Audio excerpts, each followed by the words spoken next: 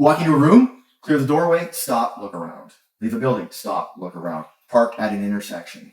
Look around outside of the car. Play the I Spy game. I want you to always trust your instincts, your gut, your intuition. That is your primal self. It's picking up on so much more than we register. We don't have to make sense of it. Get out now, figure it out later. This leads to something we call the veto rule. It's powerful medicine. And let's talk about being switched on, different ways to say this. So our body has natural cycles. Like we have the circadian rhythm. It's a 24 hours long, we're awake, we're asleep.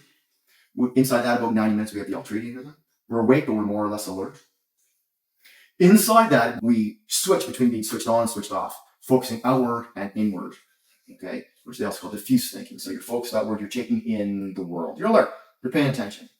This is where you're wired. You don't have a choice. Your brain's going to switch, and you don't know it, but you're now making sense of that information. You're digesting it, making connections. And that is when you're zoned out. This is where they can catch you by surprise. You miss things. Knowing that can occur when the situation demands it, have that conversation with yourself. I've got to stay switched on for just a few more minutes. Okay. Now, the longer you do that, you have to make up for it. Okay. You can't train yourself to be switched on all day. You need that diffuse time. So give yourself that time. And also realize that when you're tired, you need more diffuse time.